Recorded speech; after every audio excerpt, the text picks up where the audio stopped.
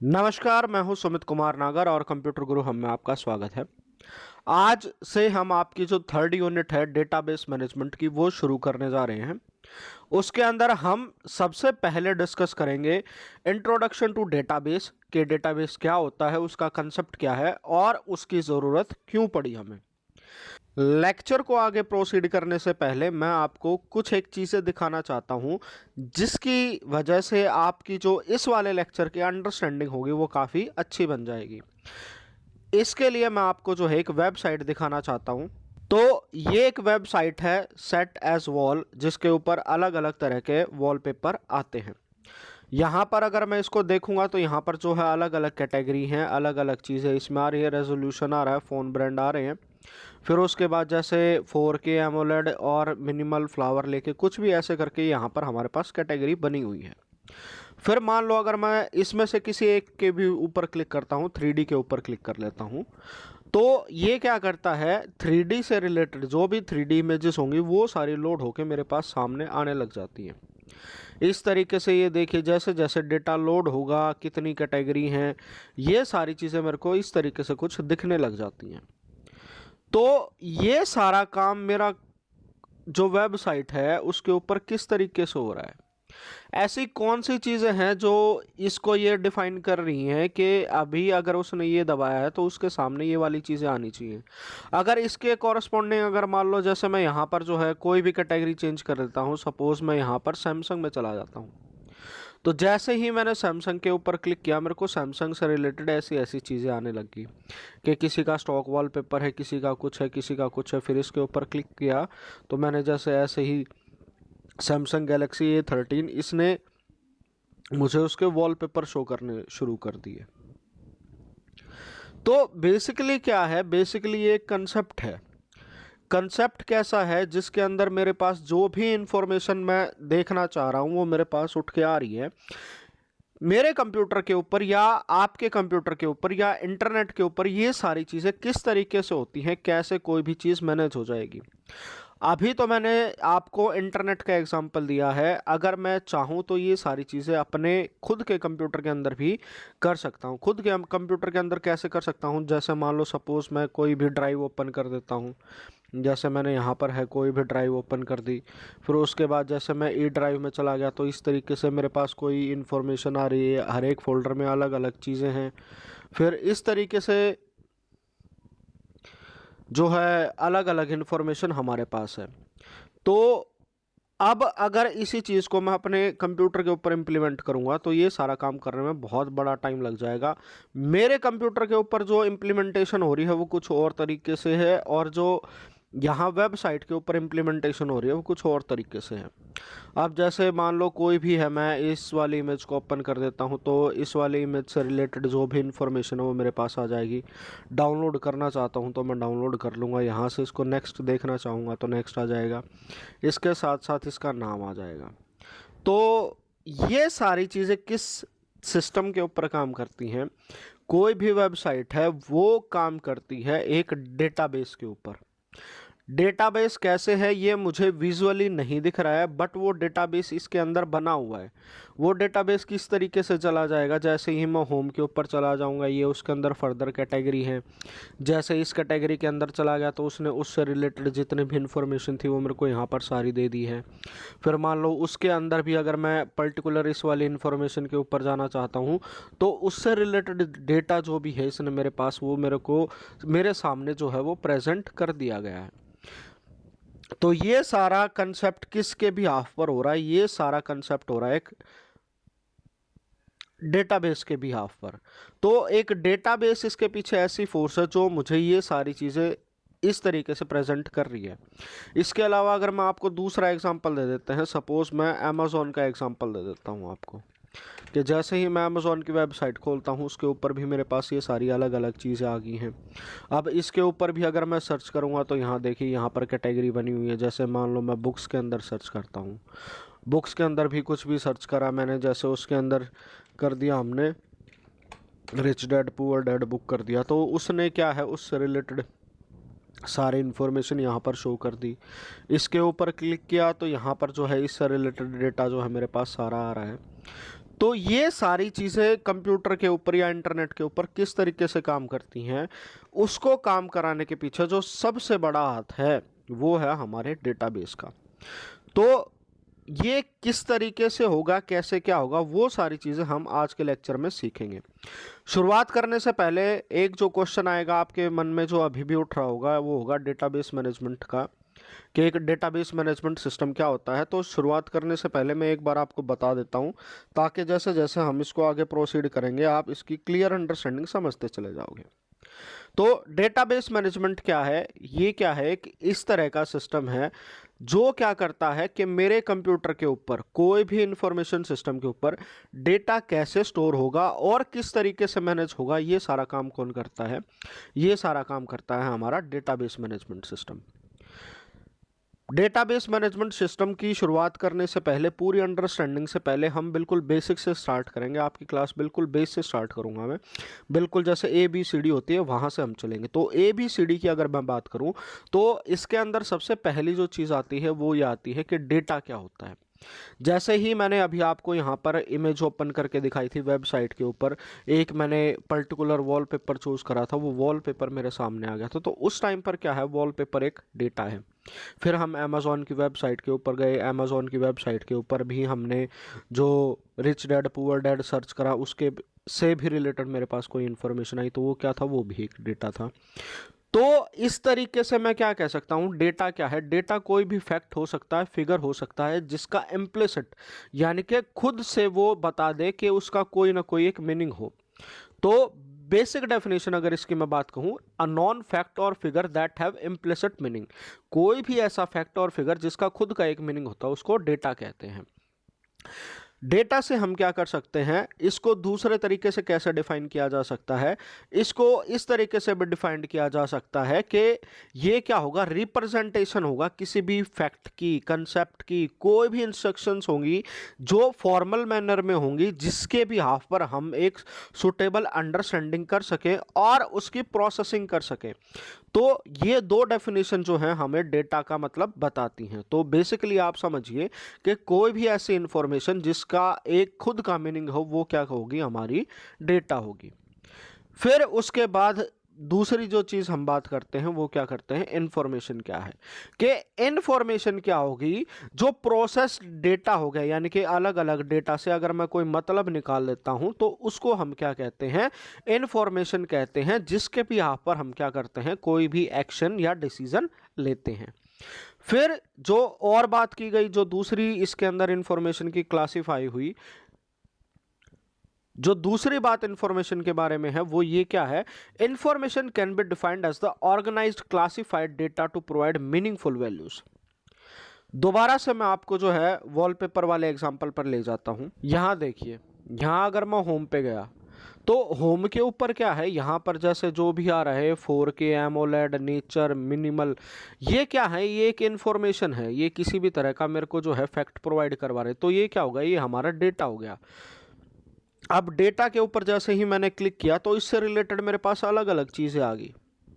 अब यहाँ पर क्या लिखा हुआ है, यहाँ पर लिखा हुआ है नेचर वॉलपेपर। वॉलपेपर अलग चीज़ है, नेचर अलग है। नेचर एक डेटा है, वॉलपेपर एक डेटा है। अब इन दोनों ने कंबाइन होके क्या बना दिया, नेचर्स वॉलपेपर। यानी कि मेरे पास जो है वॉलपेपर हैं जो नेचर से रिलेटेड है। तो ये क्या होगी, ये कंप्लीट इंफॉर्मेशन हो गई। यानी कि दो डेटा आपस में कनेक्ट हुए, उनका मीनिंगफुल जो है मेरे पास वर्ड क्रिएट हुआ या सेंटेंस क्रिएट हुआ, और उसने मुझे क्या है, एक नॉलेज दी, जिसको हम क्या कहेंगे, इंफॉर्मेशन कहेंगे। अब वो इंफॉर्मेशन जैसे था वो क्या हो सकती थी, क्लासीफाई इनटू कैटेगरीज। अब जैसे मैं वाटर ड्रॉप वॉलपेपर पे करता हूँ तो उसके अंदर ये सारा जो डेटा है, ये इमेजेस आ गई, ये हमारा डेटा है, ये सारा मिलके किसके अंडर आ रहा है, वाटर ड्रॉप वॉलपेपर्स के ऊपर। तो वाटर ड्रॉप वॉलपेपर क्या हुई, एक कैटेगरी होगी इंफॉर्मेशन की, जिसके अंदर इस तरह का डेटा था। तो आई होप आपको डेटा और इंफॉर्मेशन का जो एग्जैक्ट मीनिंग है वो पता चल गया होगा। फिर उसके बाद हम बात करते हैं कि फाइल क्या होती है। जैसे आप कंप्यूटर के ऊपर फाइल करते हो, जैसे आप कंप्यूटर के ऊपर काम करते हो, कोई भी अपने फ़ोन के ऊपर काम करते हो। अब मान लो जैसे आपने कोई भी सॉन्ग सुनना है, तो सॉन्ग आप अपने फ़ोन में डाउनलोड करते हो तो एक MP3 की फ़ाइल जो है वो आपके पास क्रिएट हो जाती है। तो उसको हम क्या कहते हैं, उसको कहते हैं एक फ़ाइल। वो अलग अलग टाइप की हो सकती है, ऑडियो की हो सकती है, वीडियो की हो सकती है, और वो मेरे फ़ोन के स्टोरेज में जाकर जो है वो सेव हो जाएगी। तो इसी के बिहाफ पर अगर मैं डेफिनेशन निकालूं तो फाइल क्या होती है, is a collection of related data stored in secondary memory. अब जैसे मैंने आपके साथ एग्जांपल के तौर पर बात की, जो मेरा ऑडियो फाइल थी, अगर मैं सॉन्ग की बात कर रहा था तो एक सॉन्ग मेरे फ़ोन में मैंने डाउनलोड कर लिया, तो वो क्या हो जाएगा, उसके अंदर उस सॉन्ग से रिलेटेड सारी इन्फॉर्मेशन हो जाएंगी। अगर ऐसे ही मामले में अगर मैं कोई वीडियो डाउनलोड कर लेता हूँ तो वीडियो भी क्या होगी, उस सॉन्ग की होगी। ऐसा ही नहीं होगा कि उसमें कोई दूसरी प्रॉब्लम, कोई दूसरा गाना चल पड़ा, ऐसा भी नहीं होगा। तो इस तरीके से हमारे पास कोई भी एक फाइल बनती है जिसके ऊपर सारा रिलेटेड डेटा होता है, जो कि मेरी सेकेंडरी मेमोरी में स्टोर होता है, उसको हम कहते हैं फाइल्स। फाइल ओरिएंटेड अप्रोच जो है वो सबसे पुरानी अप्रोच है जिसके साथ हम कंप्यूटर के ऊपर काम करते थे। इसके अंदर क्या होता था, जो भी डेटा होता था, जैसा कि अभी मैंने आपको शो किया, वो किसी न किसी फाइल के तौर पे हमारे कंप्यूटर के अंदर होता था। और ये फाइल की क्या होती थी, एक अपनी एक मास्टर फाइल हो सकती थी और उसकी एक पर्सनल फाइल भी हो सकती थी। अब सपोज जैसे मैं एक्सेल के ऊपर काम कर रहा हूँ और एक्सेल के ऊपर मैंने एक वर्कबुक बना ली है। वर्कबुक में क्या है, हमारे पास कई तरह की शीट है। मैं एग्जांपल के तौर पे आपको दिखा देता हूँ। मैं एक्सेल ओपन कर लेता हूँ यहाँ पर, और एक्सेल के ऊपर जैसे ही मैं आपको दिखा देता हूँ कि यहाँ मैंने कोई भी ब्लैंक वर्कबुक बनाई। इसमें एक वर्कशीट थी, इसके अंदर मैंने 2 3 4 5 ऐसे करके क्या थी, वर्कशीट बना दी। अब जैसे जैसे ये वर्कशीट यहाँ पर बन रही है, ये क्या है, एक इंडिविजुअल फाइल क्रिएट हो रही है, और वो सारी कंबाइन होके किस में बनेंगी, एक एक्सेल की फाइल में बनेंगी, जिसको हम मास्टर फाइल भी कह सकते हैं, जिसको वर्कबुक भी कह सकते हैं। ये वर्कशीट होगी और वो वर्क बुक होगी। तो इस तरीके से जो है हम काम कर सकते थे। पहले ही काम चल रहा होता था, अभी भी काम चल रहा है। तो इस तरीके से जो भी डेटा मैनेज होता था उसको फाइल ओरिएंटेड अप्रोच कहते थे। फाइल ओरिएंटेड अप्रोच, जैसा कि अभी मैंने आपको दिखाया था, ये सारी क्या है, प्रोग्राम के ऊपर डिपेंडेंट होती है। प्रोग्राम के ऊपर, जैसे मैंने अभी आपको एक्सेल का एग्जांपल दिया, तो ये एक्सेल के प्रोग्राम में ही चलेंगी। इसको अगर मैं चाहूँ किसी दूसरे प्रोग्राम में, वर्ड में ओपन करना चाहूँ, पेंट में ओपन करना चाहूँ, तो ये वाली चीज़ें ओपन नहीं होंगी। तो इस तरह की अप्रोच जब हमने कंप्यूटर को ब्रॉड करना शुरू किया, जब इंटरनेट की बारी आई, जिसके ऊपर हमें बहुत सारी इन्फॉर्मेशन को आपस में रिप्रेजेंट करना था, तो ये वाला जो फाइल सिस्टम था वो फेल हो गया। फेल होने के क्या क्या रीज़न थे? फेल होने का ये रीज़न था क्योंकि इसमें डेटा रिडंडेंसी और इनकन्सिस्टेंसी आ जाती थी। डेटा रिडंडेंसी का किस तरीके से बताऊँ मैं आपको, जैसे हम कॉपी पेस्ट कर लेते हैं कि मान लो जैसे मैंने एक फ़ाइल बनाई, उसको कॉपी कर लिया, फिर उसी के अंदर चेंज किए तो उसको किसी दूसरी फाइल में चेंज कर दिया। तो इस तरीके से मेरे कंप्यूटर में क्या हो गया, एक फ़ाइल के 2 वर्जन हो गए कि एक में चेंज कर रखा है, एक में चेंज नहीं कर रखा है। फिर मैं उसके ऊपर काम करने लगा तो मुझे ये याद नहीं रहा कि फ़ाइल के अंदर चेंज कर लिया था या नहीं कर लिया था। तो 2 फाइलें होगी। और अगर इसी को बड़े लेवल पे इम्प्लीमेंट किया जाए तो क्या हो जाएगा, बहुत सारी फाइलें जो हैं वो रेप्लिकेट हो जाएंगी। तो इससे क्या हो जाएगा, रिडंडेंसी आ जाएगी। रिडंडेंसी का मतलब क्या है, इन्फॉर्मेशन का रिपीट होना। तो उसके बाद जो है हम ये एग्जैक्ट पता नहीं लगा सकते कि कौन सी इन्फॉर्मेशन सही है और कौन सी इन्फॉर्मेशन गलत है। फिर उसके बाद क्या था, जो दूसरी इसके अंदर डिसएडवांटेज थी वो थी डिफ़िकल्टी इन एक्सेसिंग डेटा। अब मान लो जैसे मैंने कोई भी काम है वो एक्सेल की फाइल पर बना लिया है, अब मैं काम कर रहा हूँ वर्ड की फाइल के ऊपर। अब मुझे चाहिए कि वो डेटा जो है मेरा वर्ड की फाइल में आ जाए। तो इस तरह की अप्रोच से क्या हुआ कि वो प्रोग्राम डिपेंडेंट भी होगी और एक्सेस करने में भी उसको क्या रही, डिफ़िकल्टी रही। फिर उसके बाद जो दूसरी डिसएडवांटेज थी वो थी डेटा आइसोलेशन। डेटा आइसोलेशन का मतलब है डेटा का अलग थलग हो जाना। अब जैसे कोई फाइल थी, मैंने अपने कंप्यूटर के ऊपर काम किया, तो वो फाइल के अंदर जो भी चेंज होगा वो मेरे कंप्यूटर तक ही लिमिटेड रहेगा। अब किसी और ने अगर उसको एक्सेस करना है तो वो एक्सेस नहीं कर पाएगा। अगली प्रॉब्लम जो इसमें आई वो थी इंटीग्रिटी प्रॉब्लम। इंटीग्रिटी प्रॉब्लम का मतलब था, अगर मान लो बहुत सारे डेटा अगर मेरे को कोलैबोरेट करना है, कि सपोज एक स्कूल का डेटा है जिसको कोलैबोरेट करना है। अब एक टीचर ने किसी तरह की फाइल बना दी, दूसरे ने किसी तरह की फाइल बना दी, तीसरे ने किसी तरह की फाइल बना दी। तो फाइल सिस्टम के अंदर अगर उन सारी चीज़ों को इस तरीके से कोलैबोरेट करेंगे तो कोलैबोरेट करने में बहुत ज़्यादा परेशानी आएगी, वो कोलैबोरेट हो नहीं पाएगा। फिर अगले डिसएडवांटेज जो बन रही थी इसकी वो थी कनकरेंट एक्सेस। कनकरेंट एक्सेस का मतलब क्या होता है? एक टाइम पर एक फाइल का एक से ज़्यादा लोगों को एक्सेस होना। तो फाइल ओरिएंटेड अप्रोच में हम क्या कर सकते हैं, सिर्फ एक फाइल को एक ही यूज़र ओपन कर सकता है। मल्टीपल यूज़र अगर काम करेंगे तो वो उसको ओपन नहीं कर पाएंगे। फिर उसके साथ साथ जो अगली चीज़ इसमें आई वो क्या थी? Security problem. अब मान लो जैसे मैंने किसी चीज़ के ऊपर काम किया है और मैंने कोई भी डेटा जो है वो इस तरीके से चेंज करके सेव कर दिया, अब कोई दूसरा आके उसको चेंज कर देता है या उसके इन्फॉर्मेशन उठा के ले जाता है, तो इस तरीके से हमारे पास क्या रही? सिक्योरिटी प्रॉब्लम भी रही। तो file oriented approach personal computer तक ठीक है, बट अगर इसको लार्ज स्केल पे इम्प्लीमेंट करते हैं तो बहुत सारी परेशानियां आती हैं, और ये सारी मैंने अभी आपको बताई हैं। तो ये सारी परेशानियां थी, तो इन सारी परेशानियों का सोल्यूशन किसने निकाला? इन सारी परेशानियों का सोल्यूशन निकाला एक डेटाबेस ने। हमारे पास अलग अलग वर्ड आएंगे: डेटा, इंफॉर्मेशन, डेटाबेस और डेटा मैनेजमेंट सिस्टम। और अभी हमने पढ़ा है कि फाइल अप्रोच। तो ये सारी चीज़ें अलग अलग हैं, इन सब का जो है मैंने इंडिविजुअली सब का डिस्क्रिप्शन दे रखा है, तो आप कंफ्यूज मत होना। डेटाबेस और डेटाबेस मैनेजमेंट सिस्टम दो अलग अलग चीज़ें हैं, तो उसके बारे में ध्यान देना। और आई होप आप नोट बना रहे होगा, नोट्स बनाने बहुत ज़्यादा ज़रूरी है इस कंसेप्ट के। तो फाइल सिस्टम के साथ हमारे पास जो भी प्रॉब्लम थी, तो उसका जो सोल्यूशन था वो किसने निकाला था? उसका सोल्यूशन निकाला था एक नई टेक्नोलॉजी ने, जिसका हमें नाम दिया डेटाबेस।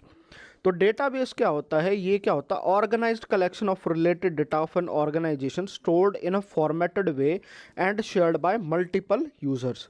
तो जैसा कि मैं बता रहा था, एक ऑर्गेनाइजेशन का इसमें क्या हुआ कि सारा का सारा डेटा जो हुआ एक पॉइंट पर स्टोर हुआ, और प्री डिफाइंड फॉर्मेट था कि उसके अंदर आपका डेटा जो है वो इस तरीके से ऐसे स्टोर होना है। अब जब ये सारा डेटा सेंट्रलाइज वे में स्टोर हो गया, तो इसके ऊपर हम क्या कर सकते हैं? मल्टीपल यूज़र को एक साथ एक्सेस दे सकते हैं। फिर इसके बाद जब हम बात करते हैं जो हमारा डेटाबेस था उसके मेन फीचर कौन कौन से आए। इसका मेन फीचर्स ये था कि डेटा जो है हमारा सारा ऑर्गेनाइज हो गया, और क्या हो गया? हमारा डेटा जो था आपस में रिलेटेड था, कि जैसे एक तरह की इन्फॉर्मेशन हुई वो आपस में हमने कंबाइन कर दी। और फिर इसका मतलब क्या था? जैसा कि अभी मैंने आपको एग्जांपल के तौर पर वॉलपेपर का एग्जांपल दिखा रहा था, होम में गया, फिर अगले मेन्यू में गया, फिर उससे अगली मेन्यू में गया, तो उससे रिलेटेड सारा डेटा मेरे पास आ गया था। तो इसका मतलब डेटा क्या था? एक्सेसिबल था और लॉजिकल ऑर्डर में था। और इसके अंदर ये क्या था? Stored only once. ऐसा नहीं होगा कि जैसे अभी हमारे पास डेटा रिडंडेंसी वाली प्रॉब्लम जो फाइल ओरिएंटेड अप्रोच वाले में जो हमारी प्रॉब्लम थी वो इस वाले में नहीं रही। तो इस तरीके से जो है डेटाबेस जो है वो फाइल ओरिएंटेड अप्रोच से बहुत ज़्यादा बेटर रहा। इसके अंदर क्या था? हमारा डेटा परसिस्टेंट था। परसिस्टेंट का मतलब जैसे अभी मैंने आपको एग्जांपल बताया था कि एक फ़ाइल में चेंज कर दिया, दूसरे में चेंज नहीं किया, तो इसके अंदर जो है हमारे पास एक ही फाइल है तो उसी के अंदर चेंज होगा और वही चेंज रिफ्लेक्ट हो जाएगा। इंटीग्रेटेड का है मतलब सारे आपस में मिलके काम कर रहे हैं, तो वो डेटा इंटीग्रेट है, सारा का सारा डेटा कंबाइन है। और शेयर्ड, और डेटा जो है वो मल्टीपल यूज़र के साथ शेयर किया जा सकता है, यानी कि बहुत सारे लोग आपस में मिलके एक साथ इस पर काम कर सकते हैं। फिर जो बात आई वो थी कि हमने डेटाबेस बनाया, तो क्यों बनाया? तो डेटाबेस जब हमने बताया था तो सबसे पहली तो ये बात थी कि इसने जो भी हमारी फाइल ओरिएंटेड अप्रोच सिस्टम के अंदर जो भी लिमिटेशंस थी वो ख़त्म कर दी थी। उसको ख़त्म करने के लिए जो था हमने डेटाबेस बनाया। डेटाबेस क्या हुआ? हमारा persistent collection of logically related data, यानी कि जितना भी सारा डेटा था वो आपस में कंबाइन हो गया और परसिस्ट कर रहा है, यानी कि लंबे समय तक रहा। और वो जो था हमारा एक राइट सोर्स ऑफ इंफॉर्मेशन बन गया था। जो शुरुआत की गई थी डेटाबेस की वो किस वजह से की गई थी? शुरुआत में जैसा कि अभी मैंने आपको बताया था, फाइल ओरिएंटेड अप्रोच में डेटा कोई कहीं पड़ा है, कोई कहीं पड़ा है, तो उसको सारे को कंबाइन करने के लिए जो है डेटाबेस का यूज़ किया गया। अब डेटाबेस क्या होता है? डेटाबेस सेल्फ डिस्क्राइबिंग नेचर होता है, यानी कि आप उसको देख के ये समझ सकते हो ये डेटा जो है किसके बारे में है। इसके अंदर सिर्फ डेटा ही नहीं होता है, जैसा कि मैंने अभी आपको बताया था कि डेटा शेयरिंग और इंटीग्रेशन ऑफ डेटा, यानी कि एक कोई भी ऑर्गेनाइजेशन का जितना भी डेटा है उसको सारा का सारा एक सिंगल यूनिट में करके हम कंबाइन कर देते हैं, तो उसको डेटाबेस कह देते हैं। फिर अगर यही चीज़ अगर मान लो छोटे लेवल पर कर रहा हूँ, मैं अपने कंप्यूटर के ऊपर मेंटेन कर रहा हूँ, तो वो चीज़ जो है उसको करने के लिए तो आसानी से किया जा सकता है। बट जैसे मैंने आपको अमेज़ॉन का एग्जांपल दिखाया था, अभी वॉलपेपर वाले का एग्जांपल दिखाया था, तो इसमें क्या होता है, एक लार्ज डेटा होता है। अगर इस तरीके से उसको हैंडल किया जाएगा तो उसके लिए एक स्पेशल कंप्यूटराइज जो है वो डेटाबेस की ज़रूरत पड़ेगी। जो कंप्यूटराइज डेटाबेस, जैसा कि मैंने अभी आपको बताया, तो जो कंप्यूटराइज डेटाबेस होगा वो बनेगा डेटाबेस मैनेजमेंट सिस्टम के थ्रू। अब बात करते हैं हम एडवांटेज ऑफ डेटाबेस। एडवांटेजेस क्या थी कि कॉम्पैक्टनेस था। अब जैसे ऐसा नहीं था कि मेरे को अलग अलग फाइल बना के रखनी पड़ेगी। स्पीड थी, क्योंकि सिंगल फाइल होगी, कोई भी डेटा निकालना मॉडिफाई करना बहुत फास्टर था। ये क्या था, लेस ड्रैगरी था, क्योंकि इसके अंदर जो था मेंटेनेंस था वो सारा का सारा कंप्यूटर कर रहा था। पहले लोग हाथों से मैनेज करते थे सारी चीज़ें, और इस तरीके से तो क्या था, इसका आसानी से यूज़ हो सकता था। फिर इसके अंदर जो था एक्यूरेसी थी, कि जो भी इंफॉर्मेशन थी वो अप टू डेट रहती थी, और इस तरीके से कोई भी इंफॉर्मेशन मेरे को चाहिए थी तो वो उसी के उसी टाइम पे आ जाती थी। डेटाबेस का सबसे बढ़िया प्रैक्टिकल इम्प्लीमेंटेशन किस तरीके से होता है वो मैं आपको एक एग्जांपल के तौर पे बताता हूँ। हमारा जो होता है, जैसे पूरी इंडिया का एक लैंड एक्विजिशन डिपार्टमेंट होता है, लैंड का, जिसके ऊपर हमें ये सारी जानकारी रखते हैं कि ये प्रॉपर्टी है, ये ज़मीन का हिस्सा है, किसका है, किसने बेचा, किसने लिया था, तो ये सारी चीज़ें होती हैं। तो पहले ये सारी अप्रोच किस में थी, ये सारी अप्रोच चल रही थी फाइल ओरिएंटेड अप्रोच में था। फाइल ओरिएंटेड अप्रोच में क्या होता था, कोई भी तहसीलदार होता था, पटवारी होता था, तो वो कागज रखता था कि कोई भी कौन सी ज़मीन खरीदी गई है, कौन सी बेची गई है, इसका मालिकाना हक क्या है।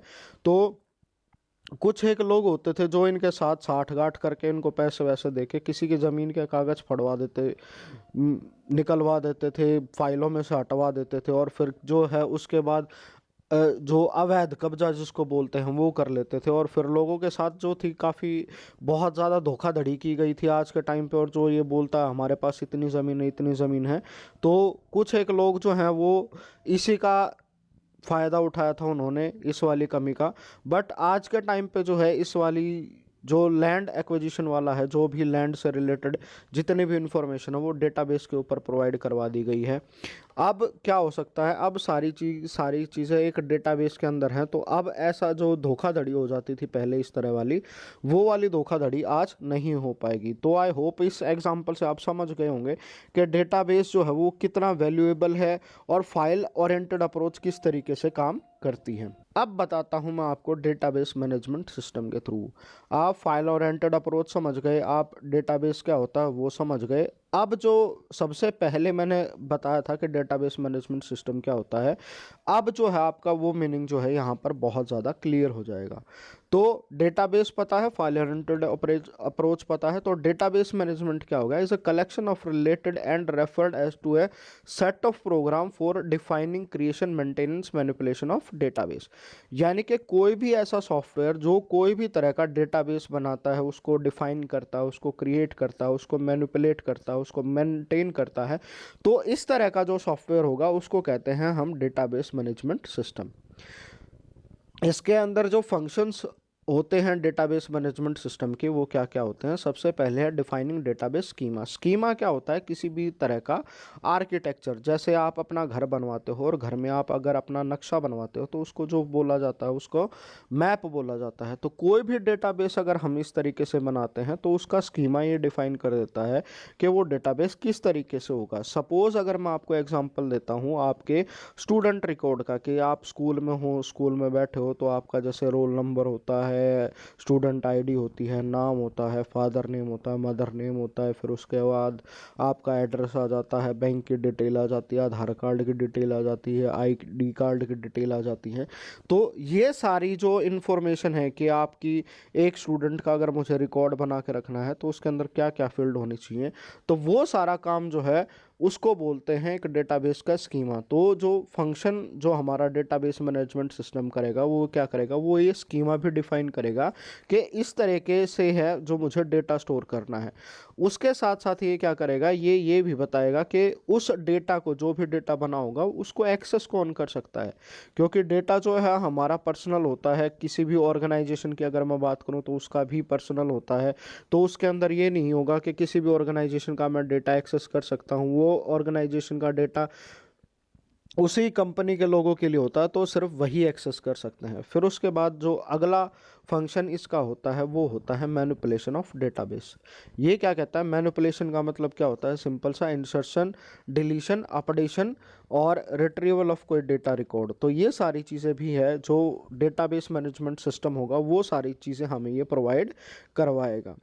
फिर इसके अगले फंक्शन की अगर मैं बात करूं तो ये है शेयरिंग ऑफ डेटाबेस, यानी कि जो भी डेटाबेस मैंने बनाया था उसको मल्टीपल यूज़र के साथ एक्सेस किया जा सकता है, जिससे हम सारे जो है उसके ऊपर एक साथ मिलकर काम कर सकते हैं। सपोज जैसे इसका एग्जांपल है आपका बैंकिंग सेक्टर, कि बैंक में जैसे आप जो भी काम करते हैं, आप ट्रांजैक्शन करते हैं, तो आप किसी बैंक में या एटीएम के ऊपर भी कोई भी ट्रांजैक्शन करेंगे तो वो कॉरस्पॉन्डिंग जो है आपके बैंक के डेटाबेस में ऐड होता रहता है और रिमूव होता रहता है, जिसके भी आप पर जो है आपका जो एक्यूरेट जो अकाउंट बैलेंस है वो का वो बना रहता है। फिर अगला जो फंक्शन होता है इसमें वो क्या होता है, प्रोटेक्शन ऑफ डेटाबेस। ये क्या करता है, प्रोटेक्ट करता है कि उसको कोई अनऑथराइज्ड यूज़र एक्सेस ना कर ले। जैसे आप कहीं पर भी एटीएम के ऊपर जाते हो तो वो आपसे पिन पूछता है, तो पिन पूछता है तो अगर वो पिन अगर आपका ठीक है तो ही वो आपको ट्रांजैक्शन करने देता है, वरना ट्रांजैक्शन नहीं करने देता है। तो ये काम भी कौन मैनेज करता, तो ये काम भी है डीबीएमएस जो है वो करता है। फिर इसका अगला जो फंक्शन होगा वो क्या होगा, डेटाबेस रिकवरी। अगर मान लो कल को उस डेटा के अंदर कोई भी प्रॉब्लम भी हो जाती है तो उस डेटा को इस तरीके से बनाया जाता है कि अगर मेरा सिस्टम फेल हो जाए तो भी क्या है, वो डेटा का डेटा मेरा यूं का यूं रिट्रीव हो जाए। फिर उसके बाद अगर हम बात करते हैं एडवांटेज ऑफ डीबीएमएस, तो आई होप आप वो सारी चीज़ें समझ गए होंगे। फाइल एंड ओरिएंटेड अप्रोच क्या थी, डेटा क्या था, डीबीएमएस क्या था, एडवांटेज ऑफ डेटाबेस क्या थी। तो वही सारी जो है हम डीबीएमएस की एडवांटेज जो है वो बनती हैं। तो उसके अंदर जैसे फाइल ओरिएंटेड अप्रोच में हमारी रिडंडेंसी ज़्यादा आ रही थी, तो इसके अंदर रिडंडेंसी नहीं रहेगी। फाइल ओरिएंटेड अप्रोच में हम डेटा शेयर नहीं कर सकते थे, इसकी एडवांटेज ये है इसमें हम डेटा शेयर कर सकते हैं। फाइल ओरिएंटेड अप्रोच में डेटा इंटीग्रिटी नहीं थी, इसमें डेटा इंटीग्रिटी है। सिक्योरिटी भी है, डेटा इंडिपेंडेंस है, और physical data independence and logical data independence है। तो ये दो पॉइंट जो है मैं आपको स्पेसिफिकली बता देता हूँ। फिजिकल डेटा इंडिपेंडेंस का मतलब क्या है, अगर मैं डेटाबेस बना देता हूँ कहीं पर भी तो मुझे ये टेंशन लेने की ज़रूरत नहीं है कि वो डेटाबेस मेरे सिस्टम में कहाँ कौन सी फाइल के अंदर स्टोर है, मुझे उससे कोई लेना देना नहीं है। अब जैसे मैंने आपको वेबसाइट का एग्जांपल दिखाया था, तो वेबसाइट का भी कौन से सर्वर पर है, कहाँ ये डेटा पड़ा है, मुझे वो सोचने की कोई टेंशन नहीं है। मैं सिर्फ जो चीज़ चाहूँगा वो एक्सेस मेरे सामने आ जाएगी। फिर उसके बाद जैसे दूसरा पॉइंट जो आ रहा है वो है logical data independence. Logical data independence, अब जैसे मैंने आपको वेब वॉलपेपर वाला ही एग्जांपल बताया था और उसके अंदर भी ये चीज़ दिखाई थी कि जैसे ही मैं क्लिक कर रहा था सारा डेटा मेरे पास अपने आप आ रहा था। अब मुझे क्या है, मुझे ये भी सोचने की ज़रूरत नहीं है कि वो डेटा जो है उस वेबसाइट ने किस तरीके से स्टोर कर रखा है, यानी कि जो चीज़ मैं एक्सेस करना चाहूँगा वो चीज़ें मेरे पास एक्सेस हो जाएंगी। सेम एग्जांपल जो है हमने अमेज़ॉन के साथ किया था और उसने भी हमें जो है इस तरीके से रिजल्ट ला के दिखा दिए थे। तो डीबीएमएस हमें क्या प्रोवाइड करवा देता है, डीबीएमएस फिजिकल डेटा इंडिपेंडेंस और लॉजिकल डेटा इंडिपेंडेंस दोनों प्रोवाइड करवा देता है। तो आई होप आपका कंसेप्ट समझ में आ गया होगा कि डेटाबेस क्या होता है, फाइल ओरिएंटेड अप्रोच क्या होती है, फाइल्स क्या होती हैं, इंफॉर्मेशन क्या होती है, डेटाबेस क्या होता है, उसकी एडवांटेजेस क्या हैं, उसके डिसएडवांटेजेस क्या हैं, डीबीएमएस क्या है, क्यों है, कैसे है, और हमें इसकी ज़रूरत क्यों पड़ती है। फिर इसके साथ साथ जो डेटाबेस है ये स्टार्टिंग में आया था और आज के टाइम पे ये चीज़ इतनी बड़ी हो चुकी है कि इसको बिग डेटा का नाम दिया जाता है। तो बिग डेटा जो है आप अपने कॉलेजेस में पढ़ेंगे, अभी आपके लेवल के लिए सिर्फ जो छोटे लेवल पर जिस तरीके से मैनेज होगा रिलेशनल डेटाबेस, वो आपके सिलेबस में ज़्यादा है। तो वो कंसेप्ट जो है हम आने वाली क्लासेस में करेंगे। तो आई होप आपका कंसेप्ट क्लियर होगा। अगर आपको वीडियो अच्छी लगी है तो लाइक ज़रूर कीजिएगा, और अगर आप चाहते हैं ये सारी इन्फॉर्मेशन सबके पास चली जाए तो वीडियो को शेयर करना मत भूलिएगा। और अगर आप मेरे चैनल पर पहली बार हैं और पहली बार वीडियो देख रहे हैं तो चैनल को सब्सक्राइब करना मत भूलिएगा। तो आज की वीडियो में इतना ही। Thank you all, thank you for watching.